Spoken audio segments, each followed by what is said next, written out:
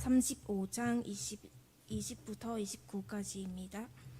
이스라엘 자손의 온 회중이 모세 앞에서 몰려갔더니 마음에 감동된 모든 자와 자원하는 모든 자가 와서 회막을 짓기 위하여 그 속에서 쓸 모든 것을 위하여 거룩한 옷을 위하여 예물을 가져다가 여호와께 드렸으니 곧 마음에 원하는 남녀가 와서 팔찌와 귀꼬리와 가락지와 목걸이와 여러 가지 금품을 가져다가 사람마다 여호와께 금예물을 드렸으며 무릇 청색, 자색, 홍색, 실과 가는 배실과 염소털과 붉은 몰 들인 순양의 가축과 해달의 가죽이 있는 자도 가져왔으며 은과 노스로 예물을 삼는 모든 자가 가져다가 여호와께 드렸으며 섬기는 일에 소용되는 조각목이 있는 모든 자는 가져왔으며 마음에 슬기로운 모든 여인은 손수 실을 빼고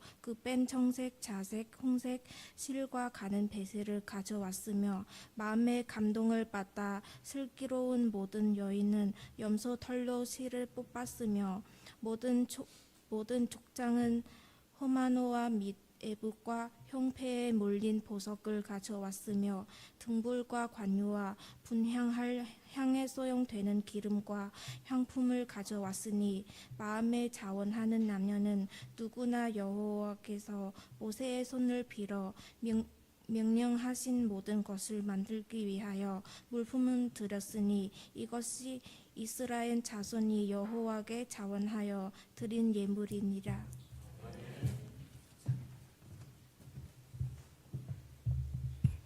네, 감사합니다. 한국 사람보다 더 성경을 잘 낭독하는 것 같죠? 지난 12일 체코와 월드컵 1차전이 끝나고 이틀 뒤에 인터넷에 이런 기사가 하나 올라왔습니다. 경북의 한 고등학교에서 수업 중에 교사가 월드컵 시청을 허락했는데 교장이 이것을 문제 삼아서 어느 교사가 그 월드컵 시청을 허용하겠느냐 색출하라고 명령을 내렸습니다. 근데 학생들이 성명문을 내면서 오히려 교장에게 사과하라고 이제 그걸 촉구하는 내용이 이제 인터넷에 올라왔습니다. 수업 시간에 월드컵을 봐야 되느냐 수업을 해야 되느냐 이것을 두고 이제 갑론을박이 이제 이어졌는데 재밌는 댓글이 하나 있더라고요. 댓글이 뭐냐면 이렇습니다. 낭만이 다 죽었네. 이 댓글처럼 우리가 살고 있는 시대는 낭만을 말하기에 너무 사치스러운 시대가 되어버렸습니다. 그 정도의 여유가 없는 시대를 우리가 살아가고 있는데 이런 시대에 자원하여 드리는 것 또한 너무 사치스러운 이야기가 되어버렸습니다. 아무도 시키지 않았는데 아무 대가도 없는데 내가 스스로 기쁘게 내어놓는 것, 요즘 세상에서 거의 멸종 위기에 처한 행동처럼 보입니다. 봉사를 하더라도 진심으로 봉사하기보다는 스펙을 위해서 합니다. 학생들을 보십시오. 생활기록부에 봉사 점수를 채우기 위해서 봉사활동에 참여합니다. 근데 만약에 봉사와 점수를 다 채웠거나 아니면 봉사활동이 부여되지 않으면, 점수가 부여되지 않으면 봉사활동에 참여하지 않습니다. 관심이 없습니다. 어른들이라고 다르겠습니까? 마찬가지입니다. 기부를 할 때에 과연 여기에 세금 혜택이 되는가 안 되는가 그것을 따져봅니다. 순수하게 내 마음이 움직여서 그저 좋아서 아무것도 바라지 않고 기부하는 일, 점점 찾아보기 어려워지고 있습니다. 교회 안에서도 이런 풍조들이 지금 스며들어오고 있습니다. 헌금도 봉사도 헌신도 이것을 의무로 받아들입니다. 그리고 그것을 할 때에 부담을 느낍니다. 안 하면 눈치 보이고 직분자이기 때문에 체면상 내가 한 이 정도는 해야 되지 않겠나. 그러니까 어쩔 수 없이 하는 거예요. 남들이 이만큼 하니까 그 정도는 나도 해야지. 마음은 빠져 있습니다. 드리기는 하는데 마음은 빠져 있고 손은 움직입니다. 근데 가슴은 닫혀 있는 그런 봉사가 많습니다. 자, 그렇게 되면 드리고도 기쁘게 되지 못하는, 섬기고도 지치는 일들이 연속됩니다. 하나님이 기뻐하시고 역사하시는 참된 천국 공동체가 되기 위해서는 모든 성도가 함께 동참해야 합니다. 이 목표를 이루기 위해서 성도들이 어떤 모습을 갖추어야 하는가, 그 원리를 오늘 본문에서 말씀하고 있습니다. 우리가 읽진 않았지만은 오늘 본문 앞선 구절 4절부터 19절에는 하나님께서 모세에게 명령하신 것, 즉 성막을 건축하라고 이미 명령하셨던 것도 있었죠. 그래서 그것을 실행하기 위해서 이제 모세가 백성들에게 예물을 드리고 그리고 이 건축에 동참하라고 요청합니다. 자, 그 장엄한 부르심을 들은 이스라엘 백성들이 이제 어떻게 하는가 이 문제가 남았죠. 20절을 보시기 바랍니다. 본문 20절입니다. 이스라엘 자손의 온 회중이 모세 앞에서 물러가더니, 굉장히 짧은 한 구절이거든요. 그런데 여기에 구절은 짧은데 굉장히 큰 의미가 숨겨져 있습니다. 그렇기 때문에 이 20절 한 구절을 결코 가볍게 넘어가서는 안 됩니다. 바로 앞단락에 제가 조금 전에 말씀드렸던 것처럼 모세는 백성에게 성막 건축을 위한 예물을 드리라고 요청하였습니다. 그리고 백성들은 그 말씀을 듣고 이제 모세 앞을 물러갔습니다. 물러갔다 이 말은 각각 자기 장막으로 돌아갔다는 의미거든요. 그러니까 아무도 지켜보지 않는 자기만의 공간으로 돌아간 것인데, 바로 여기에서 진짜 시험이 시작됩니다. 사람들 앞에 있을 때는 누구나 다 그럴듯하게 보이잖아요. 그러나 막상 자기 장막으로 돌아가서 아무도 보지 않을 때 그 사람이 진심이 드러납니다.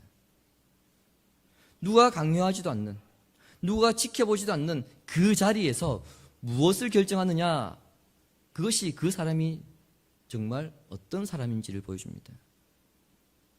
우리가 잘 아는 아나니아와 삽비라 부부도 그랬죠. 그들은 자기 재산을 팔아서 어려운 이웃을, 성도를 돕기 위해 헌금하였습니다. 근데 그 헌금을 하기 전 성경은 어떻게 그들을 고발합니까? 그들이 얼마를 감춤해. 아무도 보이지 않는 은밀한 곳에서 그들의 첫 마음이 바뀌어버렸던 겁니다. 이처럼 하나님의 집을 짓는 일은 바로 그 은밀한 자리에서 각 사람의 마음에서부터 시작됩니다. 자기 장막으로 돌아온 이스라엘 백성들은 하나님의 집을 최초로 짓는 사람들답게 모든 시대의 성도들에게 본이 되는 모습을 보여줍니다. 21절입니다. 마음이 감동된 모든 자와 자원하는 모든 자가 와서 회막을 짓기 위하여 그 속에서 쓸 모든 것을 위하여 거룩한 옷을 위하여 예물을 가져다가 여호와께 드렸으니. 보십시오. 자기 장막으로 돌아갔던 사람들이 다시 돌아왔거든요. 근데 어떻습니까? 빈손이 아니라 예물을 들고 왔습니다. 특히 20절은 그들이 21절은 그들의 감동되었다 그렇게 되어 있습니다. 표현하고 있습니다. 마음이 감동되었고 그리고 자원하고 있다 이렇게 밝히고 있죠. 마음이 감동되다 이렇게 번역된 히브리어 단어의 원래 의미는 들어올리다입니다. 인간적인 계산이나 애굽의 노예 근성처럼 강제적인 의무감이 짓눌렸던 그 마음이 강력한 은혜에 의해서 위로 번쩍 들려 올려진 상태를 말합니다. 하나님께서 백성들의 마음을 만지시자 그들의 심령 속에 거룩한 불씨가 당겨져서 마음을 쏟게 되었습니다. 그 전에 이 사람들이 어떻게 했었습니까? 금송아지를 만들어 섬겼었죠. 그 일로 인해 멸망에 처해될 사람들이었습니다. 그런데 자비로운 은혜가 그들에게 부어졌을 때에 그들의 마음이 감사함으로 들어 올려졌던 겁니다. 여기에 참된 헌신의 출발점이 있습니다. 하나님의 집을 짓는 헌신은 죄책감이나 의무감이나 강요가 아니라 은혜에 감격하는 마음이 흘러나와야 한다는 거죠. 고린도후서 8장 1, 2절을 보시기 바랍니다. 형제들아, 하나님께서 마게도냐 교회들에게 주신 은혜를 우리가 너희에게 알리노니 환난의 많은 시련 가운데서 그들의 넘치는 기쁨과 극심한 가난이 그들의 풍성한 연보를 넘치도록 하게 하였느니라. 아멘. 이 말씀에서 순서가 중요합니다. 먼저 은혜가 있고 그 다음에 헌신이 따라옵니다. 먼저 받았기 때문에 드리는 것입니다. 그래서 사도 바울은 조금 전 읽은 말씀처럼 마게도냐 교회를 칭찬하면서 그들이 극심한 가난 가운데서 넘치도록 연보했다, 이렇게 증언합니다. 가난한 마게도냐 교인들이 어떻게 그렇게 헌금을 할 수 있었느냐? 바울은 하나님의 은혜가 가능하겠다, 이렇게 말합니다. 은혜를 받은 사람은 드리지 않고는 견딜 수 없다, 이걸 이야기하고 있는 거예요. 본문에서도 이 원리가 그대로 적용되고 있습니다. 금송아지 사건으로부터 용서의 은혜를 받은 이스라엘 백성들은 각각 자기 장막으로 돌아가서 고민했을 겁니다. 내가 무엇을 드려야 되나? 그리고는 그들은 자기가 드릴 것은 찾고 난 다음에 감격한 마음으로 드렸습니다. 그 결과물들이 22절에서 24절에 기록되어 있는데요. 팔찌나 귀걸이, 반지, 목걸이입니다. 이미 이 사람들은 금송아지를 만들 때에 아론에게 이것들을 아낌없이 빼주었습니다. 그때 바치지 않은 사람들은 지금 바치는 거예요. 거기에 더해서 청색, 자색, 홍색 실과 배, 가죽, 은과도 조각목을, 하여튼 집에 건축에 필요한 것들은 다 가져온 겁니다. 죄를 짓는 일에 신속하고 열정적이었던 사람들이 이제 참된 회개와 언약 갱신을 통해서 완전히 달라져 버렸습니다. 그리고 하나님의 집을 짓는 일에 이 사람들이 열정적으로 신속하게 움직이고 있는 것을 보게 됩니다. 가진 것은 다릅니다. 그런데 하나의 공통점이 있죠. 모두 마음이 움직여서 가져왔다는 것입니다. 간과해서 안 되는 것은 하나님은 이들이 가져온 예물의 양을 보지 않으셨다는 점입니다. 하나님 보시는 것은 그 예물을 드리고 있는 사람들의 마음입니다. 이것을 우리가 혼돈해서 안 됩니다. 우리는 흔히 얼마를 드렸는가, 이것을 중요하게 여깁니다. 그래서 액수가 크면 큰 헌신, 액수가 작으면 작은 헌신이라고 말하죠. 그러나 하나님의 저울은 우리와 달라서 우리 손에 들려있는 것의 무게가 얼마인가 보다는 그 사람의 마음의 무게가 얼마인가, 이것을 더 중요하게 보신다는 겁니다. 그래서 하나님은 사람은 외모를 보시지만 여호와는 무엇을 보신다고요? 중심을 보신다고 하셨다는 겁니다.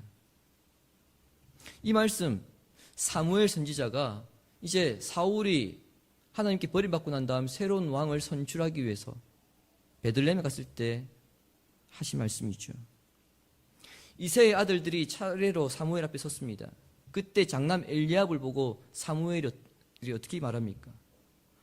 하나님의 기름 부음 받을 사람이 이 사람이구나, 그렇게 말할 정도로 장남 엘리압이 키도 크고 너무 잘생겼었습니다. 아마 오늘 이 시대에 있었으면 걔는 영화배우를 해야 됩니다. 정말 잘생겼었습니다.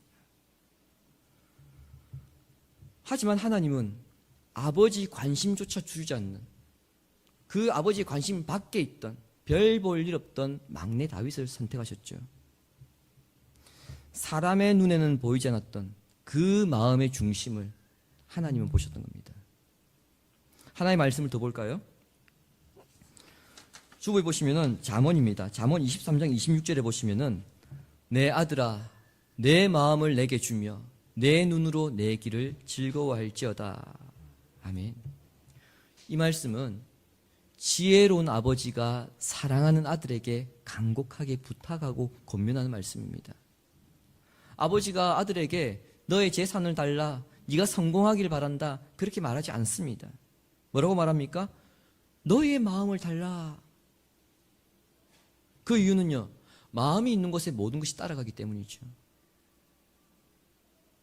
마음을 들이면 물질도 시간도 자연스럽게 따라갑니다. 그러나 마음이 빠지면 어떻습니까? 아무리 많은 것을 드리더라도 그것은 빈 껍데기에 불과하죠. 그래서 하나님은 가장 먼저 물질에 앞서서 마음을 요구하신 것입니다. 이것이 바로 가난한 가부의 두 렙돈을 부자의 많은 헌금보다 더 귀하게 여기신 이유입니다. 액수로 치면은 비교조차 되지 않죠. 부자가 드린 헌금과 가난한 가부가 드린 그 두 렙돈, 여러분 이것은 비교조차 할 수 없습니다. 딱 봐도 압니다. 소리만 들어도 압니다. 그럼에도 과부의 헌금을 더 귀하게 보신 이유가 뭡니까? 자기 생활비의 전부, 자기 마음을 통째로 드렸기 때문이죠. 성막은 바로 이러한 감동 위에서 세워지는 겁니다. 금이나 은, 여러 보석의 무게가 아니라 그 마음의 진심이 하나님의 집을 떠받치는 첫 번째 기둥이 되는 겁니다. 우리가 하나님의 일에 헌신할 때에 그 일을 하기 전에 먼저 확인해야 되는 것이 있습니다. 그게 뭐냐면 내가 지금 마지못해서 하는 것인가? 아니면 은혜에 감격해서 하는 것인가? 즉 나의 마음이 어디에 있는가 이것을 확인해야 된다는 겁니다. 예배의 자리에 몸은 앉아 있는데 마음이 딴 데 가 있는 것은 아닌가? 내가 지금 봉사의 손은 움직이고 있습니다. 발도 움직이고 있습니다. 그런데 내 마음이 정작 닫혀 있는 것은 아닌가? 그것을 살피라는 겁니다. 헌금을 드릴 때에도 아무 생각 없이 그냥 습관적으로 헌금하는 것이 아니라 저의 마음도 받아주십시오. 이렇게 짧게 고백하고, 봉사를 시작할 때에도 아무 생각 없이 그 봉사를 습관처럼 하는 것이 아니라 이 일에 저의 마음을 담습니다. 그렇게 고백할 때에 그 작은 고백 하나하나가 마지못한 의무를 감동된 예배로 바꾸어 줄 것입니다. 자, 이렇게 마음이 담기면요, 물질만 드리지 않습니다. 자기 자신과 재능까지 드리게 됩니다. 여인들이 광야의 한 구석에서 손수 실을 짜고 염소 털을 비벼서 천을 짜는데 25절과 26절은 이것을 두고 여인들의 단순한 기술이라고 그렇게 말하지 아니하고 마음의 감동에 의한 것이라고 그렇게 밝히고 있습니다. 감동된 마음이 여인들의 마음을 움직여서 그들의 재능을 거룩한 예물로 바꾸어 버린 겁니다. 이것이 우리에게 가르치는 것이 있습니다. 그것은 하나님께 드리는 것은 돈이나 물건만이 아니라 시간이나 솜씨나 재능이나 수고까지도 하나님께 거룩한 예물이 될 수 있다는 겁니다. 저는 드릴 게 없습니다. 그렇게 말하는 사람들도 있습니다. 그러나 오늘 본문의 이 여인들을 보십시오. 그들은 돈을 드린 것이 아니라 자신들의 재능을 드렸습니다. 그 재능들이 모여서 성막의 가장 깊은 곳, 하나님께서 임재하시는 그 장소의 상징 어디입니까? 지성소죠. 지성소의 휘장을 만드는 재료가 되었습니다. 큰 물질 없어도 자기에게 주신 그 재능과 시간을 자원함으로 드릴 때에 그것이 하나님 보시기에 가장 슬기로운 헌신이라고 오늘 본문 우리에게 말씀하고 있습니다. 한편으로 족장들, 지도자들도 성막을 건축하는 일에 동참합니다. 족장들은 백성들보다 더 많은 공동체의 책임이 있기도 하지만 그들보다 더 많은 부를 또 가진 사람들이었습니다. 그들은 자신들의 신분과 지위에 걸맞게, 자신들이 가진 것에 걸맞게 에봇과 흉패에 사용될 그 보석들을 가지고 옵니다. 그런데 여기서도 동일하게 자원하여서 가져옵니다. 모세가 너 이거 가져오세요. 그렇게 지명하는 것이 아니라, 정해주는 것이 아니라 자원해서 가져왔습니다. 또한 성막을 불을 밝힐 그 등유와 그리고 거룩한 관유, 그리고 기도의 향을 피울 향품과 기름을 아낌없이 내어놓았습니다. 성막은 족장들이 가져온 그 화려한 보석만으로 결코 지어질 수 없죠. 반대로 여인들이 가져온 그 실만으로도 성막은 지어질 수 없습니다. 조각목 하나를 가진 이름 없는 평범한 사람이 가져온 그 작은 헌신으로부터 보석과 기름을 가진 지도자들의 그 마중물 같은 거대한 예물, 그리고 묵묵히 실을 짜내던 여인들의 헌신, 그 재능까지 더해져서 이 성막이 완성되는 겁니다. 여기에 하나님 나라가 확장되는 놀라운 원리가 숨겨져 있습니다. 사도 베드로는 베드로전서 4장을 통해서 각 사람이 받은 은사대로 서로 봉사하라, 그렇게 고면하였고요. 사도 바울은 로마서 12장을 통해서 각자 받은 은사가 다르기 때문에 그 받은 은사대로 섬기라고 그렇게 고면했습니다. 공동체의 모든 지체가 각자 자기에게 주신 그 분량만큼의 은사가 있습니다. 그것을 차별하지 아니하고 내어놓고 연합하여 사용할 때에 하나님의 나라가 확장된다는 겁니다. 이 사실을 사도 바울은 에베소 교인들을 향하여서 분명하게 선언합니다. 에베소서 4장 16절을 함께 읽겠습니다. 그에게서 온몸이 각 마디를 통하여 도움을 받음으로 연결되고 결합되어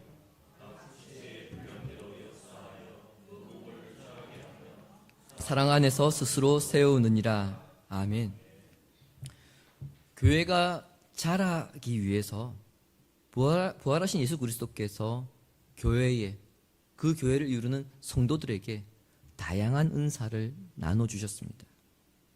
따라서 성도들이 자기가 받은 그 은사대로 헌신하고 그 헌신들이 교회 안에서 유기적으로 결합될 때에 교회가 성장해 나간다는 겁니다. 다시 말씀드리지만 하나님의 성전은 각 성도가 자기 자리에서 자기 은사를 드릴 때에 세워져 간다는 겁니다. 이렇게 자원하는 마음이 하나님의 나라를 확장시킵니다. 이 사실을 확증하는 곳이 29절입니다. 그 29절 말씀은 20절부터 이어져 온 말씀들을 하나로 연결시키는, 정리하는 결론과 같은 말씀이거든요. 근데 이 29절에 반복해서 등장하는 단어가 있습니다. 혹시 보이십니까? 자원하는입니다. 본문이 시작되는 20절부터 29절까지에는 마음이 감동된, 마음이 원하는, 마음이 슬기로운 이런 비슷한 표현들이 계속 반복해서 종소리처럼 울려 퍼집니다. 그리고 29절에서는 자원하는이라고 이렇게 마무리를 지어버립니다. 여러분, 우연일까요? 아닙니다. 결코 우연이 아닙니다. 여기에는 본문이 강조하고 싶은 핵심이 담겨 있습니다. 하나님의 집을 세우고 그 나라를 확장하는 동력은 어디 있다고요? 자원하는 마음이 있다고요. 자원함의 반대가 강요고 의무지요. 하나님은 하기 싫은 것을 억지로 짜내어서 하는 것을 원하지 않으십니다. 고린도후서 9장 7절은 이 진리를 분명하게 확인시켜 줍니다. 함께 읽겠습니다. 각각 그 마음에 정한 대로 할 것이요 인색함으로나 억지로 하지 말지니 하나님은 즐겨내는 자를 사랑하시느니라. 아멘. 즐겨낸다, 우리 한글 성경에 이렇게 번역된 헬라어 단어의 뜻이 중요합니다. 환호하는, 기쁨이란 뜻입니다. 우리가 무엇을 내는데 어떻게 낸다고요? 환호하면서 기뻐하면서 낸다는 겁니다. 그것을 우리 한글 성경에는 즐겨낸다 해놓으니까 약간 의미가 좀 축소되어 있죠. 하나님께 드릴 때 환호하면서 기쁘게 낸다는 겁니다. 근데 여러분, 환호하면서 기쁘게 내는 것, 이거 억지로 가능한 일입니까? 불가능합니다. 정말 자원하는 마음이 있을 때 그렇게 드릴 수 있는 겁니다. 하나님은 마지못해 드리는 큰 것보다 기쁘게 드리는 작은 것을 더 기뻐하신다는 의미입니다. 이것이 하나님의 나라를 확장해 나가는 기초 원리입니다. 세상 나라는 어떻습니까? 반대죠. 강제로, 억지로 동원해서 확장시킵니다. 애굽의 바로를 보십시오. 이스라엘을 채찍으로 다스려서 국고성을 쌓아가며 애굽 제국을 건설해 나갔습니다. 오늘의 세상 나라도 마찬가지입니다. 자원보다는 억지로 동원해서 더 크게 키워나가죠. 그러나 하나님의 나라는 은혜에 감격하여 자원하여 드리는 그 사람들을 통해서 확장됩니다. 그래서 시편 기자는 주의 권능의 날에 주의 백성들이 즐겁게 헌신할 것이다, 그렇게 말한 겁니다. 자원하는 헌신, 즐겁게 드리는 것, 이것이 하나님의 나라가 자라간 방식입니다. 혹시 여러분 기억하실지 모르겠는데요, 2019년 4월 15일 프랑스 파리의 한복판에서 800년 된 노트르담 대성당이 크게 불에 탔었습니다. 이 대화재로 인해서 첨탑이 무너지고 지붕이 내려앉았습니다. 온 세계가 그 불타는 모습을 바라보면서 안타까워하던 차에 이제 재건을 위한 모금이 시작되었습니다. 그런데 불과 며칠 만에 전 세계에서 어마어마한 후원이 쏟아졌습니다. 대기업과 거대 부호들만이 이 모금에 참여한 것이 아니라 이름 없는 평범한 사람들, 학생들, 노인과 저 멀리 외국에 떨어져 있는 사람들까지 이 모금에 동참했습니다. 자기 형편껏 돈을 보탠 거예요. 누가 시킨 것도 아닙니다. 그렇다고 해서 그 성당이 자기가 출석하고 있는 그 성당도 아니었습니다. 그들을 움직인 것은 아름다운 것을 다시 살려야 한다는 마음에서 우러난 자발적인 사랑이었던 겁니다. 주님이 사랑하신 교회 여러분, 세상 사람들도 이렇게 무너진 돌 하나 다시 세우겠다고 자원하고 마음을 쏟는데, 자기 신앙이 처서도 아닌 것에 자기 지갑을 여는데, 그렇다면 하물며 성도는 어떻게 해야 되겠습니까? 우리는 살아계신 하나님이 거하시는 집을 세우고 우리를 위해 십자가에서 자기 목숨을 내어주신 주님의 몸된 교회를 섬기는 사람들입니다. 세상도 무너진 건물 앞에서 그토록 자원하여 드리는데, 산돌이신 그리스도 위에 세워지는 하나님의 집을 위해 더 뜨겁게 움직여야 되는 것은 당연한 것 아니겠습니까? 우리가 자원하여 드리는 것은 사실 먼저 자신을 온전히 드리신 한 분, 예수 그리스도에 대한 응답입니다. 성막을 짓기 위해 오늘 본문의 백성들이 금과 은과 실과 보석, 가죽 이런 것들을 드렸다고 한다면, 참된 성전을 세우기 위해 예수님은 자기 몸을 드리셨습니다. 이 사실을 우리가 믿는다면 우리 역시 그에 합당한 삶을 살아야 되겠죠. 자원하는 마음은 받은 은혜를 깊이 깨달을 때에 나오는 것이므로 그리스도의 십자가를 묵상하며 그 사랑의 깊이를 깨달으시고 자기가 가진 것으로 그 자리에서 주님께 드리는 삶을 사는 데 힘쓰기를 바랍니다. 의무감으로 눈치 때문에 어쩔 수 없이 신앙생활 하는 것이 아니라 즐겁게 자원하는 마음으로 하나님 나라에 동참하는 데 힘쓰기를 바랍니다. 이런 삶으로 하나님 나라를 거룩하게 확장해 나가는 복된 성도가 되기를 성부와 성자와 성령의 이름으로 축원합니다. 아멘. 하나님의 자비로운 용서와 그리스도 십자가의 은혜를 기억하면서 자원함으로 하나님 나라를 거룩하게 확장해 나가는 성도의 삶을 살기를 결단하면서 함께 찬양하겠습니다.